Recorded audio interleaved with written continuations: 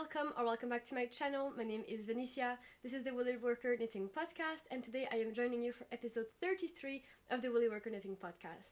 I'm really happy to be filming today. It's only been 2 weeks since the last podcast episode.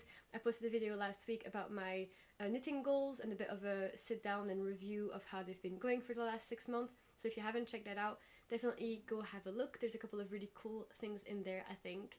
But today's just going to be a regular podcast episode. I don't have that many things to talk about, actually. I have this finished item, which is the Anker summer shirt by PetiteKnit. Then I have, I think, only 3 active whips at the moment. There's 1 new cast on and 2 things that you've seen before. There is a progress on the Yell, so if you've been following along my progress on that behemoth of a project, I hope that you'll enjoy. It's quite exciting, so yeah, I'm really looking forward to talking about those. And then at the end, I don't really have any huge like swatches or knitting plans or acquisitions, but a hand dyer that I really like just announced a knit along using their yarn, and I thought that I would tell you what my thinking and my options are, so that you can just tell me if any of these is making you more excited than others, and then maybe that'll guide my decision on what to cast on with those yarns in the summer. So I hope that you're looking forward to this episode. As always, if you want to find me on other social media, you can find me on Ravelry, Instagram, can support me on Ko-fi, and there's a Discord, and I think that's it. I think you know the drill at this point. My measurements, timestamps, and product informations will be all linked below, so definitely check the description. And if you have any other questions, happy to chat with you in the comments or on Instagram or by email. So yeah, let's just get going. So first things first, what am I wearing? This is my finished item. This is the Anker summer shirt by PetiteKnit. It's quite an older pattern. I think it was published in 2017, so yeah, it's been a while. There is also an Ankers blouse with long sleeves. There's also the Ankers boyfriend shirt or something. So if you like this pattern, you can definitely knit it in different ways. My one has quite a big modification, which is that I made the rib, like expanding rib section yoke in twisted rib. A couple of people said that that looked really good, so thank you if you've watched my last episode where I think I was just doing the body basically last time. If you want to hear more about my progress or opinions on the construction, I guess you could watch that. This will, I guess, be more about the fit and general feeling about the yarn and pattern. So I really like it. I'm happy that I did my modification because my rib tension is usually so loose, and I didn't want to have to mess around too much with needle sizes depending on whether I was doing stockinette or rib. So what I did was that I basically did most of the body, I think, on 3.75 millimeter, and then 3.5 for the rib. PetiteKnit just does, I think, US like 4 millimeter needles for the entire thing, but I know myself and I knew that I'd have to size down anyway for the rib. I'm really glad that I did. I think there's not a huge difference in my gauges, like you don't see a really big yoke and then a tiny body, so that's great. I do feel like maybe I could have done size small, so I did extra small, and that was again just to be sure I wouldn't end up with something massive, and I wasn't really sure how this was going to behave in the block. It didn't actually stretch that much in blocking, so wearing it now, it feels the same as it did when I was wearing it pre-block. So I was kind of hoping it would stretch out, but given that this is a plant fiber, I also know that because it doesn't have any memory, the more I'll wear this, the more I'll stretch it out to a point that's not really reversible, which is good. So this means that I have time to grow this out, hopefully with multiple wear. I know that also wearing this will make it softer because this has some linen in it, and I know this can only get softer with wear and time. The yarn I used was stainless yarn tin linne. The original calls for linne. I just had some tin linne in stash that I was then holding double. I bought 6 skeins, but in the end I only used 4 and a bit, so I've got pretty much 2 full skeins left. This may be due to me making a smaller size, PetiteKnit usually overestimating yarn quantities, and also I cropped it a little bit. So this can all have contributed to me having a lot of yarn left over. Not super sure what I'm going to do with it. I think that's just enough to make a little camisole, but I don't find these to be extremely wearable for me. Either it's just not my style or what I like to wear, and then it just doesn't get hot enough here where I live to wear tiny camisoles. So I think I'm going to keep this in stash and maybe use it in a striped t-shirt at some point. or I'll just destash it. It's not too expensive a yarn per ball, or it wasn't at the time where I bought it, and it goes on sale sometimes, so yeah, it's not too bad. I've got 2 skeins left over. I did find the experience knitting with this yarn much better than I did knitting with Drops Bell. I really didn't like Drops Bell. Maybe it's also like the sort of recency bias where I have now gotten used to knitting with non-animal wool fibers, so it wasn't as much as a shock to the system to be using this inelastic plant fiber. I did find the Tin Linnet to actually be a bit more elastic than I remembered Drops Bell to be. I personally really like working with Knitting for Olive Pure Silk. I find that to be quite elastic. Maybe I just have like a lower standard of what elastic means, but I really enjoy working with the Pure Silk. That's my favorite plant fiber to work with. Then I would say Tin Linnet held double was really nice. Better than Drops Bell, which I would put then last in my plant fiber yarn review. I don't have still that much experience with summer yarns. I would also put the Fiberco Meadow at the very top, so above Pure Silk, because that one has quite a high llama and merino content, so it just feels like a really supple, soft, shiny wool.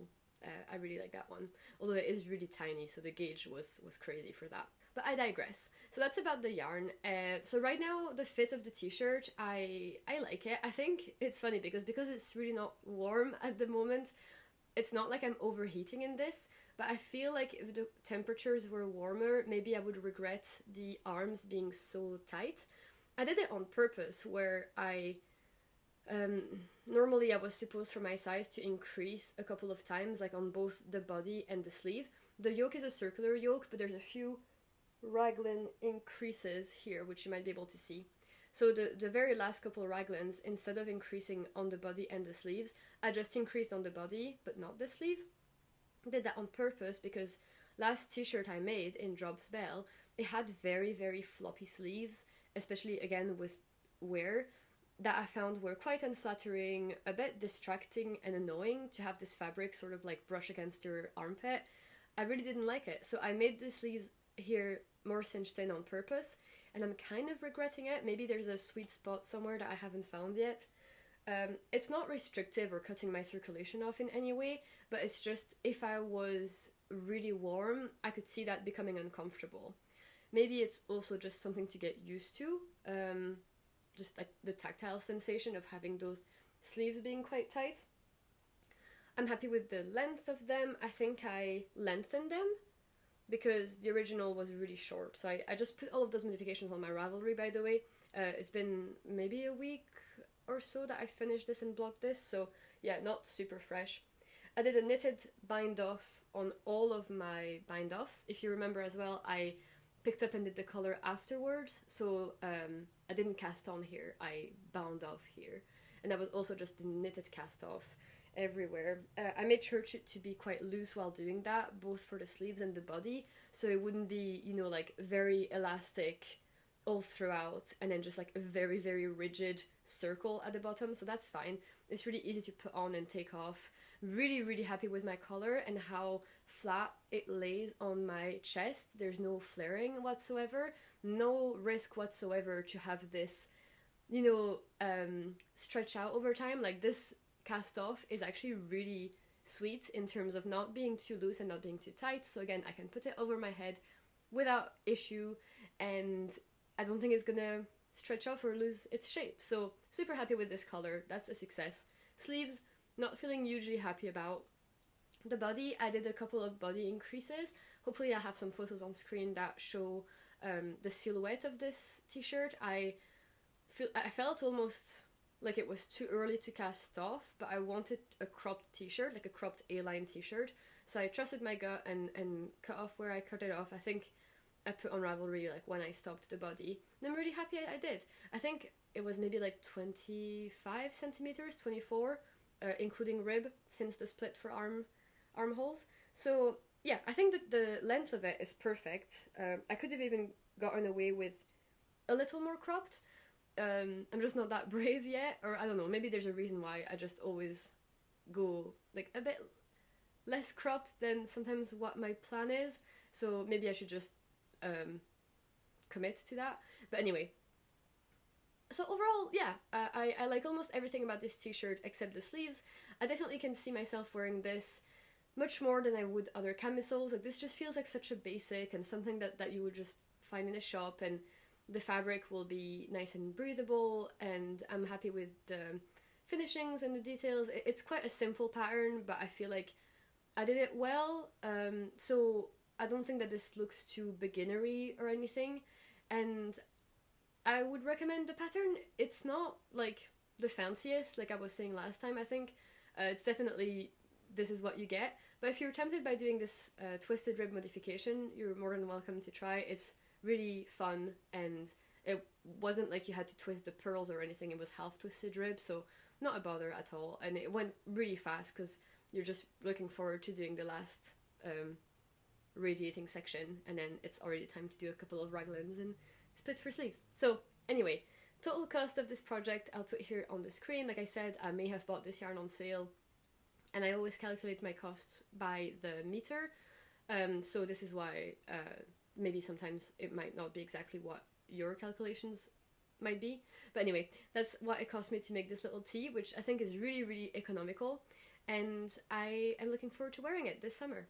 Okay, the next project is an update on a cast on I had last time. So last time I said that I had cast on the Pink Velvet by Andrea Mowry. I was just working my way through the yoke. I hadn't done that many rounds, maybe half of them. I'm using Jing Fiber Melted Baby Surrey in the color Cloud, and then the sort of yak singles, I think it's called, yeah, yak singles in the color Moth. I got 2 skins of that. I had 1 skin of the Melted Baby Surrey, and I've actually only used 26 grams, so a little bit more than half. And I finished the yoke, and I've finished the stockinette section after the yoke, and I'm literally just about to split for sleeves. I think this is a really good point for me to show you here on the podcast. So I will show you the yoke. Ta-da! I think it is amazing. I am so happy with the colors. Like I said, I bought this as a kit. I can't remember when exactly, but I was just really happy that Jing Fiber had then chose the color combination for me, because this is something that I usually get stuck on. So I think that these colors go super well together. I really like this multicolor, like Melted Baby Surrey in those rainbow shades. I'll do a bit of a close-up so you can see better.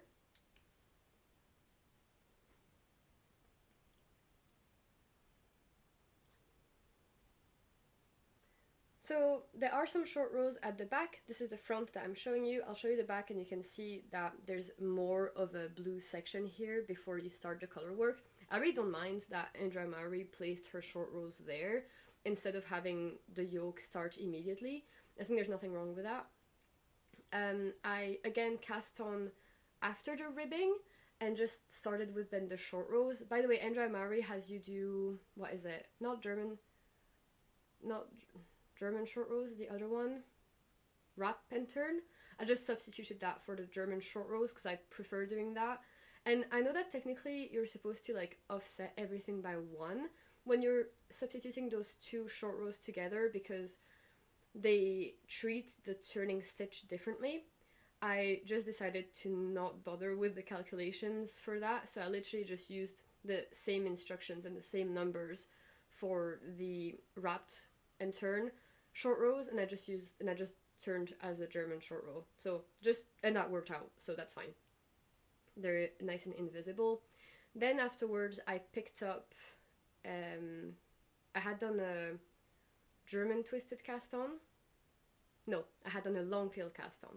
Then I picked up all around the same amount of stitches that I had cast on. So let's say I cast on 100, then I picked up 100, and then I did maybe 6 rounds of rib.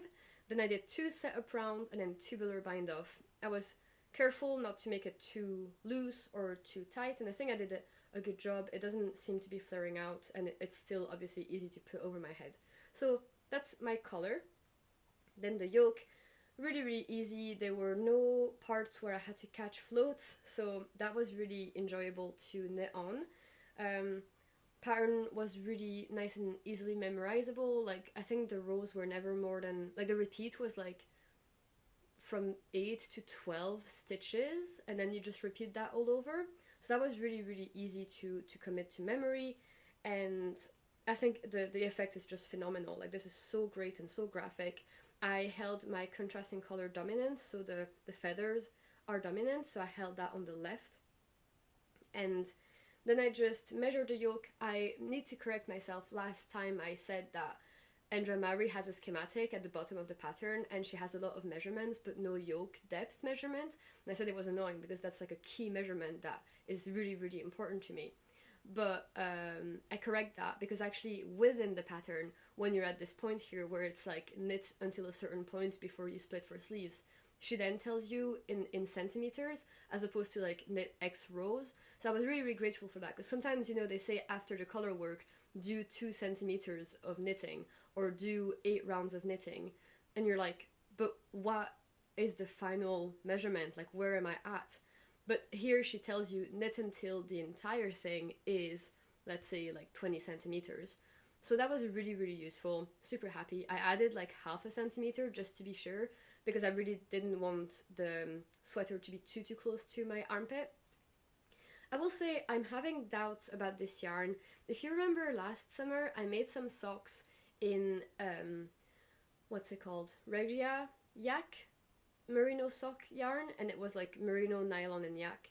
And it was, after wearing them like 1 or 2 times, they got really, not even pilly, but the yak fibers just got released from the yarn and arrived on the surface in a like very brown dark fluff, which was really, really off-putting and not pretty. I'm finding that this is happening even as I was winding the skein from like the hank to a cake. You can see sort of, maybe here I can pull one out. I don't know if you can see this. Yeah, you can. So that's exactly what I'm talking about. You can see the yak fibers getting out, and I'm really worried that basically this happens on friction. And obviously wearing this jumper, and like the armpits would be the most friction part, but even putting it on and off the elbows, because I think these are going to have quarter length, like 3/4 length sleeves, so my elbows will rub. I'm really worried I'm going to end up with just a lot of black fluff that really, really would ruin the aesthetic and be maybe even more annoying than pilling, and I would be more wanting to get rid of it ASAP. So kind of cautious about that. Nothing I can do about it now. Like, I will finish the jumper, and if I wear it once and it's a brown mess of hair, then I'll just not use this yarn again, and I'll warn you all about it. So yeah, just wanted to put that out there. But this is our beautiful yoke just before I split. Really, really satisfying. I actually did block this just to make sure that it wouldn't massively change the yoke depth, and it didn't. So this is already blocked, and then I just did a couple more rounds to achieve the measurement I wanted. I will now split for sleeves, and then I'm hesitating. Do I go for body? Do I go for sleeves? I'm still hesitating because I saw someone make a long sleeve version, and that looked really nice. But then, like I was saying last time, I think I really, really enjoyed the look of my last 3/4 sleeve length top. So I think I'm gonna stick with the 3/4 length because I just, yeah, I literally said that I wanted to have more of that. But it was nice doing all this color work, and now this is my like fingering weight stockinette in the round knitting. I'm doing this on wooden needles. I think I went down a size. I'm doing this on 3.25. I think Andrea did hers on 3.5, but yeah, I'm on gauge with this. And I'm not risking running out of yarn because the skeins are quite generous. They're, I think, 120 grams, the Jing Fiber yak ones, so for sure I'll have enough. Okay, the next project I had casted on last time. I talked about it very briefly at the end of my episode. I had tried the long tail cast on, and then I had like run out of yarn, so I had to recast on. This is the Melides top by Ines Oliveira. And a couple of people had suggested to me that I do the technique where, you know, you do the long tail cast on by using both the inside and the outside of the cake. There's a technique where you can do that and you don't have to estimate how much yarn you need. That was really smart. Thank you for suggesting that. I ended up just not doing that because I had already tried the cast on and I only needed like 10 more stitches. I just unwound my whole thing, got a bit more yarn and cast on again. So here is that top now. It doesn't look like much. I think it's because it's flipping and it's on a small needle, but this is kind of a good representation of the length, like the height of it I've been able to get so far. So we've got this little hem here, which is actually made with the linen stitch, if I'm not mistaken, which I had never done before. It's a mix of knit stitches and slip stitches, and it's supposed to give you this thing, this edge that doesn't roll. The texture of it is quite fun. It looks kind of woven. I'm using yarn from the Fiber Fox. This is their rustic fingering yarn in Ivy from their spring cord collection. I had bought only one skein, so I've got 400 meters of this, which should be enough. Playing a tiny bit of yarn chicken, technically. The original uses Knitting for Olive pure silk, and they recommend 2 skeins, which is technically 500 grams of 500 meters. But I've looked on the Ravelry project pages of other people, and they never used the 2 full skeins for my size. I'm doing size 3, which I think should give me 0 centimeters of ease, but my gauge is a little bit off. I'm supposed to get 25 stitches, I'm getting 24, so I might end up a little bit oversized. The yarn is rustic fingering, and so that's merino and, no, it's alpaca linen and silk. So that's really nice. I can see the little linen fibers every now and then. The silk, I guess, is making it a little shiny and reflective, and the alpaca, of course, is giving it bounce and drape. I'm having one complaint with this so far. It's that I think, again, my gauge is going to be the end of me, because normally when you were supposed to do your swatch, you were supposed to swatch for both the like vertical stitches and then the horizontal linen stitch. Sadly, I think that my linen stitch is not getting me the same gauge, so my linen stitch is tighter, I guess. So it just has, it doesn't lay exactly flat, like it has a tendency to then roll up. And I don't know if this is gonna change. Is it because I still don't have that much fabric? Will it block out? I don't know if you even know what I'm talking about, but yeah, basically I feel like the linen just keeps on, the linen stitch keeps on flipping, and it's really annoying. And I hope it calms down afterwards. This is bottom up, by the way, and I think I'm halfway through before I have to make a body increase, and then I've got to do the other half again. So I guess I'm a quarter of the way of the body. Then there is the bodice to do, is what she calls it in the pattern, and then the straps. So this is a top that is reversible. There's a V-neck and a square neck side, and you can just choose which one is at the front and which one is at the back. There's also 4 adorable little darts that run all the way across the body, and this is what my stitch markers here are delimiting. So here between my 2 stitch markers we have a dart going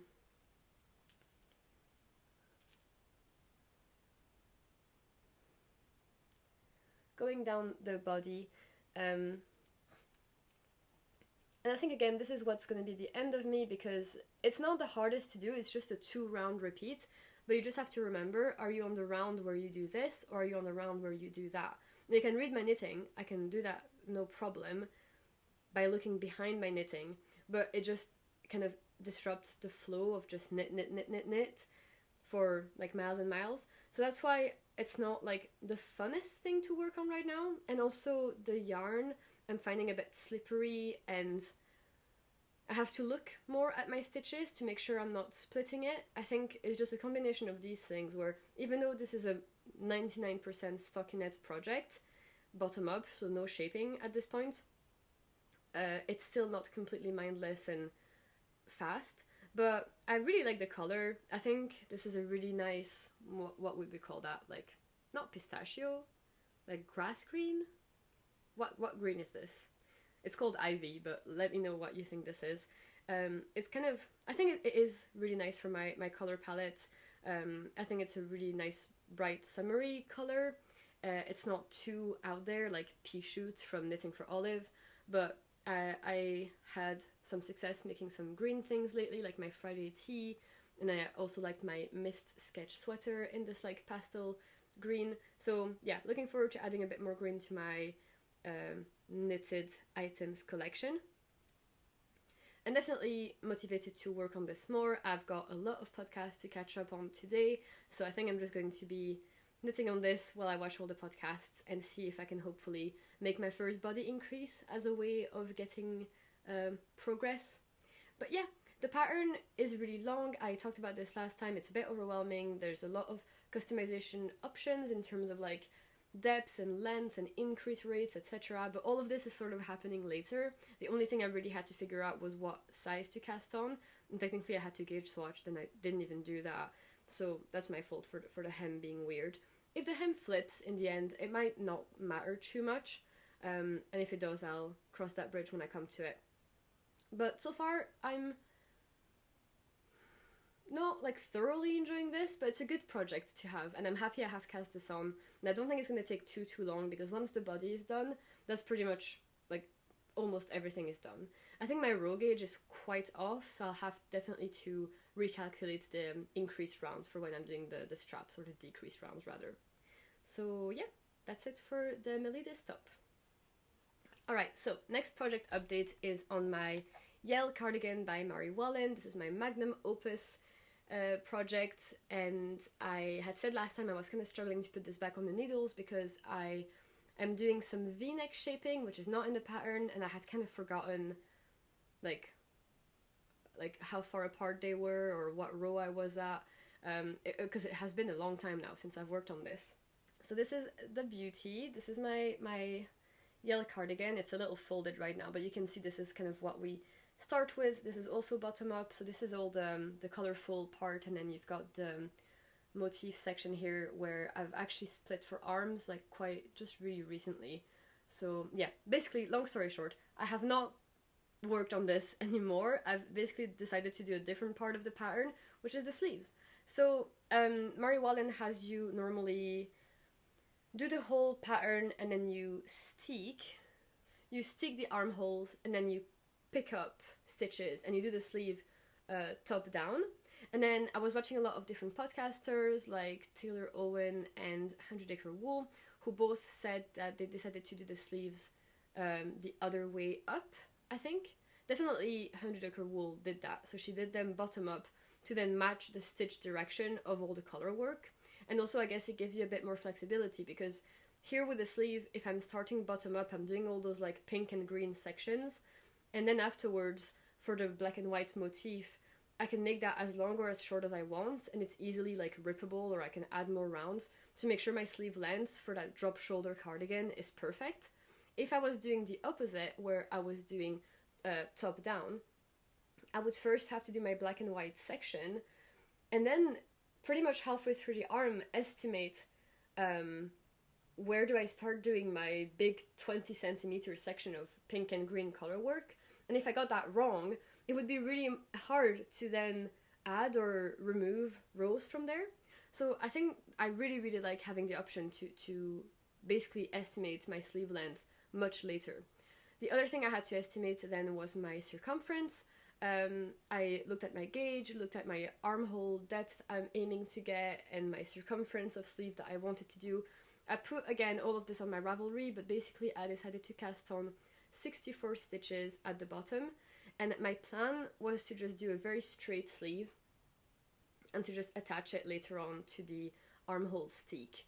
I'm now thinking that this is looking a little tight, so I haven't blocked what I've got yet. I'll show you in a second.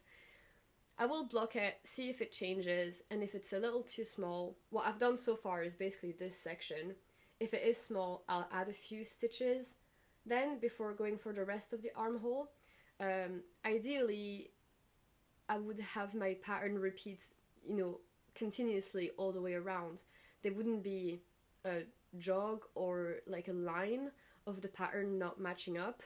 But I guess in Mary Wallen's original pattern, there are a few decreases down the way because you're top down, and so that means that the pattern wouldn't be all continuous throughout, and that's completely fine. So yeah, if I do have to make some increases, I will. Ideally I won't have to. So I'll show you what I've got now. I'll show you it first inside out. because that's just the situation that we're at right now. So here it is. That's my little sleeve. But I'll turn it the right way around. I wanted to basically do this to weave in my ends. I've got a lot, obviously. This is not going to be a good, happy time. For the body, if you're new, I am doing my beginning of round where the stick is going to be, as per Mary Wallen's instructions. So therefore what that means is that you don't have to weave in your ends. They'll just be taken care of when you're securing your stick stitches. So yeah, I didn't have to weave in any ends in the body, and that was really great and fun to do. Whereas here, every time I was changing color and cutting yarn, I was feeling like a pang of guilt and dread for what was going to have to happen later. But anyway, I'll turn it inside out.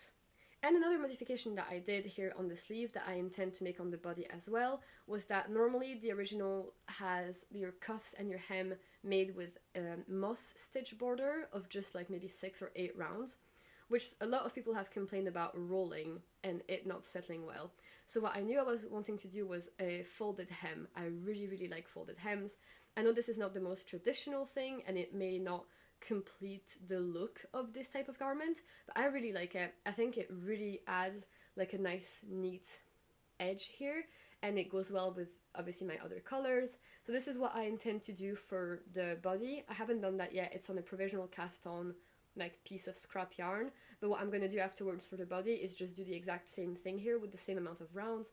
I've just done, I think, maybe like 2.5 centimeters of stockinette, 1 purl round, 2.5 centimeters of stockinette, and then I just knit the things together, and so then I started all the color work.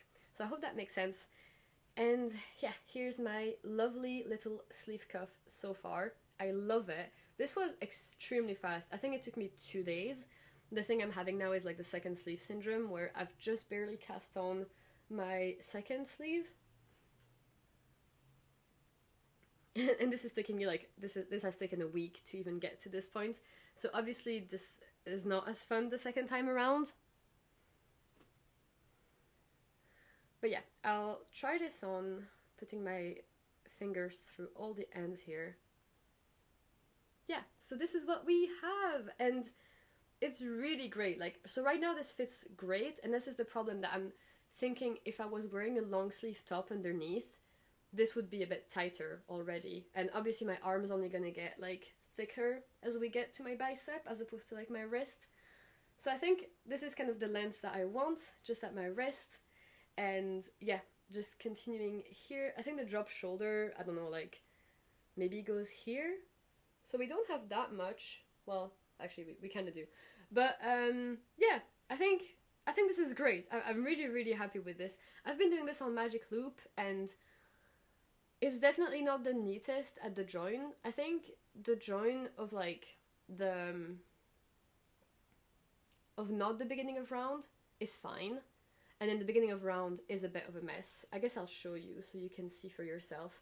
So this is the like where my Magic Loop ridge was, and this is unblocked, and I think that this is completely fine. Like, you can't really see any like tightness or looseness. And then I'll flip it around, and this is my beginning of round, and I think that this is less neat. There is a bit of like loose stitches, there's a jog, there's maybe holes as well where I've changed colors. But what I'm gonna do when I'm weaving my ends is I'm weaving them in like the opposite direction to close the gap, or I'm hoping to do that anyway, but this is definitely not my favorite thing to do at all. But Shetland wool lends itself so well for felting, weaving, evening out, blocking out beautifully. So I'm trusting the process, and I know that my sleeve ridge seam isn't going to be a problem in the grand scheme of things. So once, yeah, I'm going to weave in my ends, block, assess what's happening with my stitch count, and if I need to add a few increases. Then I'm going to start my black and white motif, and then again maybe try it on after a couple of like diamonds and see if I need to increase again. So that's the very happy benefit of having done the sleeve bottom up, is I can definitely try it along as I go. And then once I have, like, there's a schematic in the pattern that says how long your sleeve should be. Once I'm close to that measurement, I'll stop, put it on ice, and assess later on when I have the body pretty much finished, and it'll be time for assembly. So what I'm really excited about with having done this sleeve already and having started the second, once I'll have done the other sleeves, like all this part of the color work, I'll pretty much be done with all of my contrast colors, and I can put them all away, measure the amounts I've used. Then I'm only going to be working with like the black and the white, and it just feels good because it's been not stressful, but you know, like I've had a lot of skeins of yarn around because they're in use. Like all these colors are just like taking up mental space. So I'm looking forward to kind of putting them all away and say like, yes, I'm done using them and I used this amount. The only thing I need to be careful of is that there's a little border, like a button band in the neck, and I think that that uses 6 colors. There's like 3 motifs and each of them has 2 colors. So I'll just obviously make sure to keep those 6 colors aside. But I think this one here used something like 12. So yeah, it'll still be a big relief to be able to tidy half of these away. So yeah, that was the progress on my Yell. I hope that you enjoyed seeing this little sleeve. I'm definitely procrastinating working on the body, and hence I've started a completely different part of the knitting, but it's good progress either way. It's something less to do later. But I'll definitely be trying to put this, like, to continue the v-neck shaping. I've also got my little scarf from Sari Nordland's knit along. It's the turtle dove shawl that I'm doing with a Zakami yarn, and I've not picked this back up. I'm looking around here because I don't know where it is. But speaking of Zakami, so Zakami has just said on their Instagram literally today that they're going to be doing a make-along for this summer. It finishes in September, and it's just like you can participate by knitting or crocheting or whatever using Zakami yarns. You can also do it if it uses both Zakami and other hand dyers yarns together. And I was looking at my stash. I just typed Zakami in my stash and it'll pull up all of the ones I have, and I was just thinking, what can I cast on this summer that would be using Zakami yarns? So hopefully, yeah, I'll be finishing that little turtle dove shawl from Sari Nordland. Then I have a swatch already from earlier this year. I'm wanting to make the pearl jacket by Garno Slicked, and this is using Zakami Surrey in Brumation and Sandnes Garn Sunday in Almond. And this is a little swatch I've got. This is Broken Rib. And I really like this. If you've been on the channel for any amount of time, you may have seen this in many episodes, like the yarn or the swatch or the plan. It's gonna be, I guess, a big project. Like, it's kind of like, it is a big gauge, but it's a lot of knitting, and it's maybe not the most summer friendly project, but I think it's gonna be, like, it's the one I'm the most looking forward to having the finished piece of, and it would be so nice to have for September and autumn. And I already swatched. So this is a strong contender for me to make this jacket in this yarn combination. What's stopping me, or what's kind of preventing me from doing that, is, yeah, it's going to be very fluffy, but right now it's not a problem because I'm always really cold. And I'm worried about yarn pooling for the jacket. It'll be disappointing if there's a big difference in variegation in my 4 skeins of the Surrey. So I'll need to figure out if I want to alternate skeins, and if so, how, and if not, what's the best strategy. So a bit of, like, thinking is required for casting on this project, but strong contender. Then next thing was what I've literally talked about last time. It's this skein of Zakami, which is called Pleiades. It's a merino non-superwash. I was thinking of doing a pressed flower shawl. I've had lots of good input from you guys saying what color I should pair this with as my main color. This is my contrasting one. I said I was gonna swatch. I still haven't done that. I'm leaning towards using the pink, to be honest. I think the pink will be a bit more harmonious with the pink shades in there, as opposed to navy, which doesn't really have any blue apart from this blue, but I think this blue is too light for a navy. Then we have this Zakami fluff. It's the natural fluff base, which is 38% baby alpaca, 37% Pima cotton, 25% merino, and it's a fingering weight 400 meters. It's like basically a really thick fluff, like lace, but it's not lace because it's so thick. So I think this is kind of like the melted baby suri that I was using in my yoke for the pink velvet, which if you were to use that double, it would be so dense. So I only have 2 skeins of that, which is then 800 meters. And I was thinking that that would be enough for maybe like a 3/4 length sleeve cropped cumulus blouse by PetiteKnit. That would be really, really easy to do, like super straightforward at a like sort of DK weight gauge, but with only 1 strand, so quite fast, and only 2 colors. I could helical knitting, or I could just fade one into the other. They look really, really similar. I think they're from the same batch. So I think this is a strong contender for an easy project that will have a very effective result, just wearing this like pink v-neck blouse over like a white camisole or something. That would be a great outfit. So strong contender here. And then lastly, I've got this Zakami, which is a DK Way Organic Fine Merino as well, cycling on the Milky Way, 225 meters. I've got 2 skins of that one. I've been obsessed with that colorway ever since I saw Zakami share photos of it on all their bases. It is so fun. Like, as you can see, it's basically like a pink and white, pink and blue mix like that. And when you see it on swatches, it's kind of like self-striping. And it was really hard to find what kind of project to do with that, but I had the idea to make a vest from Augustine. I can't remember what number, but I'll be here on the screen. And I was thinking of then holding this with either a laceway like blush pink or a laceway blue, and together that would give me the gauge, hopefully, to make this vest using very little yarn. I think it'll be doable, and it would be really cute to wear that. And I don't have a huge amount of things I could style it with, but I think it'll just be a piece that makes me really happy just because of how special this yarn is. And I couldn't think of any other way to use hand-dyed yarn that is done in that way with the self-striping. Zakami have done a lot of yarns lately that are quite special in the way that they're dyed, where you've got like self-striping things. Basically, like the way that they look on the skin is funny because it's kind of like the segment of like this blue here. And it's like, how does that work in a swatch? And thankfully, when they release collections, they usually have swatches. And you can see how the yarn behaves. I'll put some screenshots here of their Instagram of what I'm talking about, basically. It's been really, really fun seeing all of their new colors develop, and like how creative they are in the way that they come up with those combos. But it's just been such a puzzle in my head of like, if I want to buy this yarn, it's like, but how do I use this? So this is why I'm kind of excited by this challenge of like those two. I think I've found a good way of maximizing this like interesting color change. But then yeah, I think this one would just be like a very simple light pink cumulus blouse. So let me know what you think between those sort of 4 projects of Zakami yarn, what you would like me to make this summer, if any.